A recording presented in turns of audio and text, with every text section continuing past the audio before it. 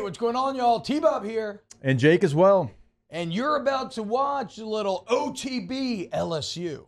We're going to give you all the latest, greatest between LSU football, baseball, women's basketball, softball, and everything in between. Bottom line, if you want to talk Tigers, keep it locked, subscribe, like it, and we hope you enjoy it. We got our guy, Wilson Alexander, Whale Alexander on X. Wilson, what's up, man? How you doing today? Doing well. How you doing this morning, T-Bob? Doing well. We're getting excited. We've been talking a lot of sports. We're kind of ready to stop talking sports. I want to start talking about AI influencers and like Oppenheimer and stuff, but we're almost there. But we're gonna rely on you, Wilson, here to give us some insight into LSU practice. I have not been out there thus far. I've not gotten to see this team. You've been out there every day watching as much as you can. You've been doing some excellent reporting of which we've been relaying every day. Of course, you can always find Wilson's work in The Advocate. It's fantastic. Let's start here. It's a very broad question. It's the same thing that I asked Ross Jackson to start his kind of Saints portion of this, and that is thus far in camp, if you're like a judge, a boxing judge, and you're scoring this, who has had the upper hand, the offense or the defense? The offense thus far has had the upper hand, especially when you look at the totality of it with one-on-ones and 7-on-7. The wide receivers have been really, I think, a step ahead of the defensive backs at this point. This is an offense, of course, as we know, that has so much that's coming back, and I think that continuity is kind of showing up early on here in camp. The defense has been making a few more plays over the last few days. In particular, Andre Sam had an interception in 11-on-11. There was a few more pass breakups. They did like a sort of a scripted 2-minute drill that even when there was an incompletion, because kind of the offense kept moving anyway. And the defense actually seemed like it might have won that yesterday. So I would say the offense had the upper hand coming right at the gate, but the defense is maybe catching up a little bit, starting to find itself as you put all these new guys together in the secondary. So to open the show, Taylor, our producer, he was at practice yesterday, and from what he got to see, he came away very impressed with the offensive line. Now, this is a defensive line that, at least in the interior, is going to be as good as anyone in the country with Mekhi Wingo and Mason Smith. But do you feel like, has the offensive line been maybe the standout thus far in the battle between those two? Or where would you maybe rank the O-line when it comes to the most impressive position groups thus far? It's certainly up there. This is a group that looks much improved from last season. The experience that those guys got together last year is showing up pretty early on. And the way that they're going with the defensive lines is kind of just back and forth. I mean, this is what Brian Kelly said at the Rotary Club was two of the strengths of this team, and you're seeing that, I think, right away.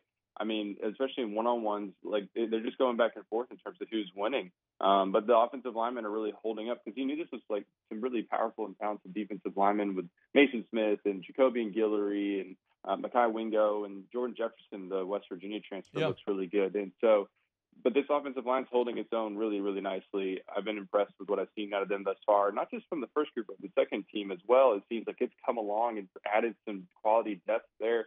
Bo Bordelon has had some really good reps this week.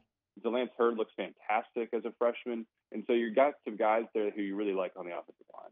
Wilson, I know I've always complimented your fashion sense, but who did this headshot? Taylor, where'd you get this picture? Mario, where'd you get this picture? It was already on here? I think it's his Twitter. No, it's our saved. God, this is so, I mean, your hair just looks incredible. I'm trying to ask Wilson questions in the chat, and all anybody asking about is your hair product. What product do you use? Well, first, I don't know which picture it is that you're referring to, but if it's the one I think it is, then it's my brother who took it. My brother's, and I'm just going to give a quick plug. He's a photographer. If anybody needs any work in Atlanta, then go find Julian Alexander. Hell yeah. In terms of the product that I use, well, hang on. Is it a paste? It's called ADH Dry. Oh, okay. There you go. AVH Dry? Somebody else told me. Okay. Hell yeah, man. There you go. If anybody wants to look like Wilson, that's the way to do it. Ask Wilson, can you go over the linebacking core for me? It's Perkins playing the same role this season. No, not quite from what he did a year ago. He's more of an inside linebacker. They want him to learn that whole position, be able to line up, over the shades of the guards and be able to do a lot more than what he did last season. Obviously, he was kind of in that free-flowing outside backer pass rusher role a year ago, just get him on the field, let him run. And this year it's more about learning that entire position. Now, there is a slight asterisk to that in that LSU still has him practicing at times with the jack linebackers. Yeah. And he's kind of just going back and forth and moving all over. So he's going to be a really versatile piece of this defense, especially bringing in Omar Speights from Oregon State allows you to continue to use Harold in some of those ways because you've got a little bit more bodies that you really like at linebacker.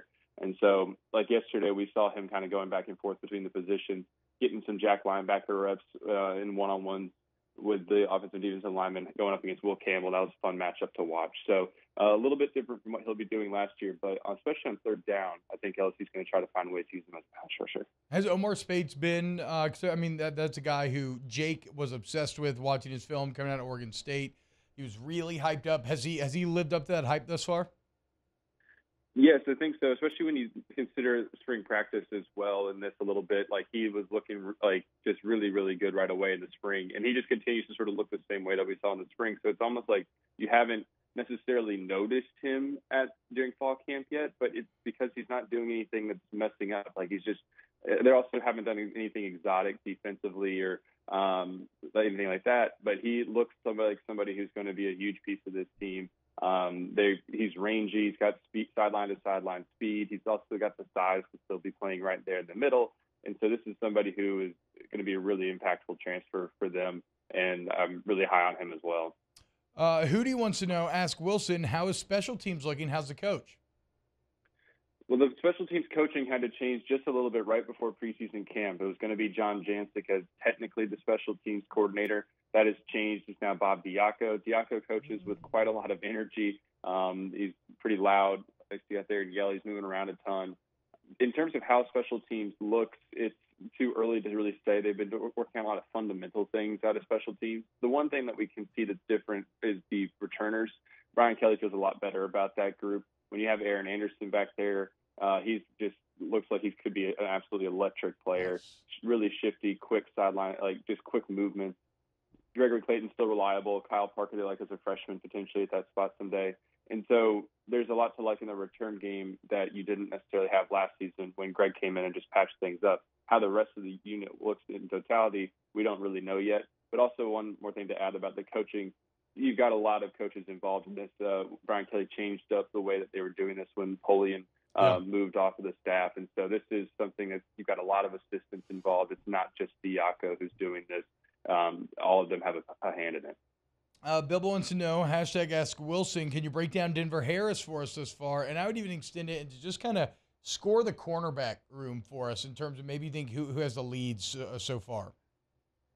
Starting with Denver still looks kind of raw. That's what we sort of heard about him in the spring and what you've maybe seen out of him mostly this fall. He's not been a first-team player.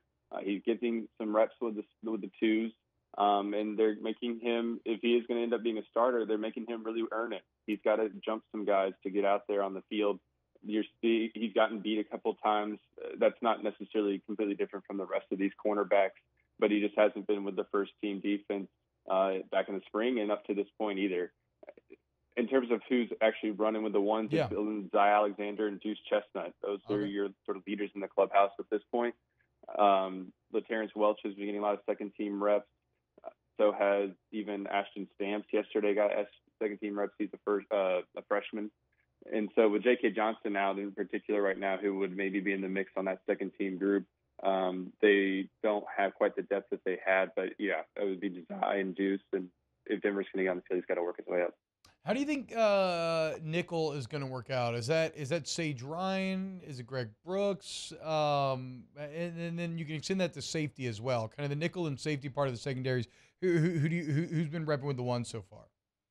That's been one of the more fascinating position groups to watch because there are times that LSU has Major Burns, Andre Sam at safety. Andre's the seventh-year transfer we talked about a couple months ago. And when they moved Greg Brooks down into nickel at times. There's also formations that they have Sage Ryan at nickel and then Greg Brooks and Major Burns back at safety, or Andre's maybe rotating with them at some times. So they're able to do some really interesting thing with Greg Brooks in particular, where he of course, started the season last year as the nickel and then moved back after the Florida State game to safety. And so they're kind of able to put him in both spots, and we'll sort of see how that continues to shake out. But Ryan Kelly said with the addition of Andre Sam, they're able to maybe use some three safety looks this year that they didn't necessarily have much of last season. And so that's been a really interesting position to watch. Hashtag Ask Wilson. What's the farthest pass Jaden Daniels has thrown and completed thus far? I don't have a specific yardage. One of the players mentioned a 50-yarder to Malik Neighbors at some Mason point. Taylor. We haven't seen every single full team rep that Jaden has the team has made. There's been parts of practice that were closed, and in terms of what we've seen, I don't have the specific yardage. I just know that like Mason Taylor was saying, they completed a 50-yard bomb to Neighbors. So that we've heard that he's been pushing the ball downfield more. Not even sometimes when we're not out there. We've been out there.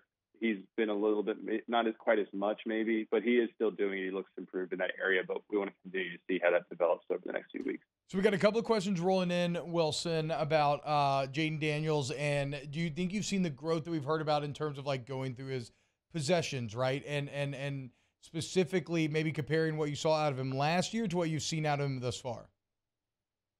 He definitely looks like he's improved in that regard in terms of going through his progressions. And he's making, I think, really good decisions every time that we've seen him. I mean, of course, he did the second half of last season as well in a lot of those big games. His completion percentage is so high. Obviously, that's sometimes because he was being maybe a little bit too conservative.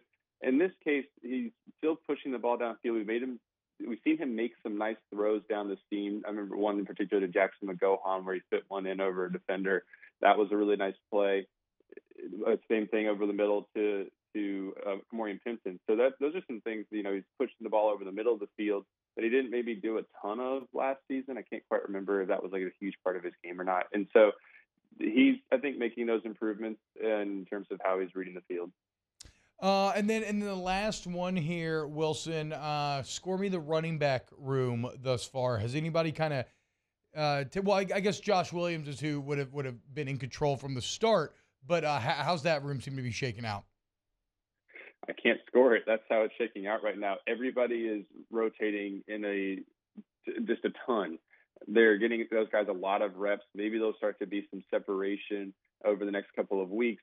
But at this point, they're rotating pretty much all 8 scholarship guys. At some point, they've run with either the first or the second team. They're moving in and out. Armani Goodwin was the first team running back yesterday, technically, and Noah Kane came with him on that 2-minute scripted drive that we saw with the full team offense. But that doesn't represent that they've been in control of this in any way, because those guys are moving around a lot. Logan Diggs is coming off a hamstring injury over the summer, and so he was maybe a little bit limited at times, not participating in like every single drill that we've seen, but very heavily involved. And then Josh Williams was actually out yesterday. He didn't have a helmet or pads on, was moving a little bit gingerly. And so we have to kind of find out what's happening with him, if he's going to be out for any sort of time. It doesn't seem like it's major because he was at least out of practice, but this is a group that is far from determined. Wilson Alexander at WH_Alexander_ on Twitter. The latest in what's a pretty legendary run of beat writers here on the LSU football beat. In fact, I think congratulations are in order, Wilson, as you were named the 4th recipient of the Edward Ashoff Rising Star Award. That's incredible, man. And it's one of those things where, reading a little bit about the award, this is not something local, right? Like David Ubben from The Athletic won, like Richard Johnson from Sports Illustrated. Congratulations, man. How did it feel when you got the call?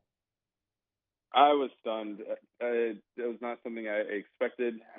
This was very kind. I'm flattered, and it sort of still leaves me kind of speechless and a little makes me blush when people bring it up, just because I've been very grateful for all the support that I've gotten and people reaching out and saying nice things. And thank you for mentioning it. And you see, I kind of get caught up and don't really know what to say, because it's cool, I'm man. not used to all this kind of stuff, but I'm just very grateful and honored to be named that. No, I mean, think about it, guys out there listening. Like, this is a national award that just got handed to your LSU football beat writer. So if you want to stay up to, look at all the questions we just threw Wilson. If you want to know everything about this team, follow him on social media, but then definitely theadvocate.com, pick up the paper, or go online, subscribe. Wilson is well worth the investment. Also won Louisiana Sports Story of the Year last year for his piece on David Woodley. Thank you, Wilson, so much for waking up and letting us just pepper you with questions this morning. Wow, Jake, what incredible takes. I mean, those guys, they're just the best. I think so. And if you think so, again, hit the like button, subscribe, Ring the bell so you get notifications when we post every single day here on OTB LSU.